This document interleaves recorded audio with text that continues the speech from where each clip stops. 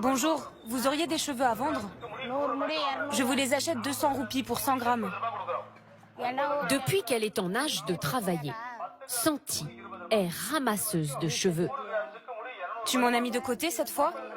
Tous les jours, elle fait du porte-à-porte dans les petits villages du sud de l'Inde pour acheter les cheveux des femmes laissés sur leur brosse. Vous avez des cheveux morts aujourd'hui? Normalement, ils finissent à la poubelle. Cette femme conserve toujours les siens. Quand on se brosse les cheveux, il y en a toujours qui tombent. Plutôt que de les jeter, je les vends. En échange, ils me donnent de l'argent ou de la vaisselle.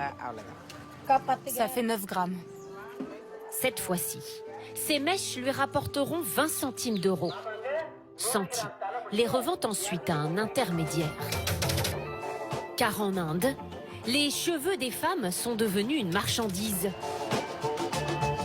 Réputés pour être les plus beaux du monde, ils sont transformés en perruques ou en extensions pour les salons de coiffure, avant d'être exportés dans le monde entier. Ce marché rapporte au pays un peu plus de 520 millions d'euros chaque année. Cette femme s'apprête à y contribuer. Et voilà, c'est chez moi. Mais elle ne va rien toucher, car elle s'apprête à faire don de sa chevelure pour remercier un dieu hindou qui a exaucé ses prières.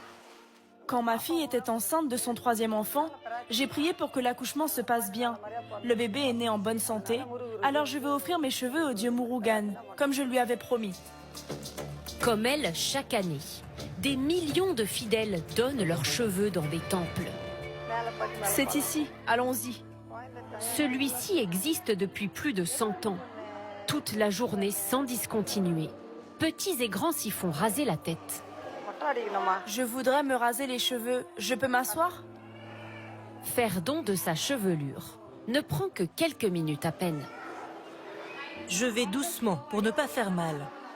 Ce temple récupère ainsi plusieurs tonnes de cheveux chaque année. Vous savez ce qu'ils deviennent après? Non, je ne sais pas.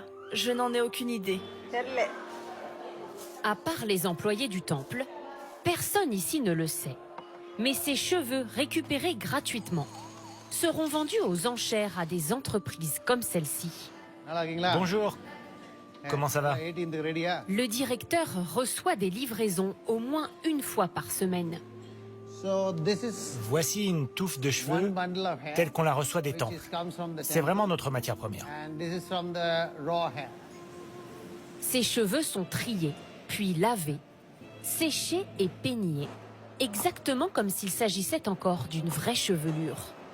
Ceux de meilleure qualité seront cousus un à un pour en faire des perruques. Mais la majorité de la production concerne les extensions.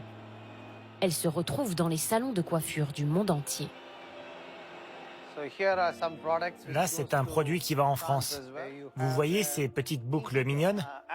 Les Afro-Européens qui vivent en France adorent ce genre de texture. Ces cheveux indiens sont très recherchés pour leur qualité.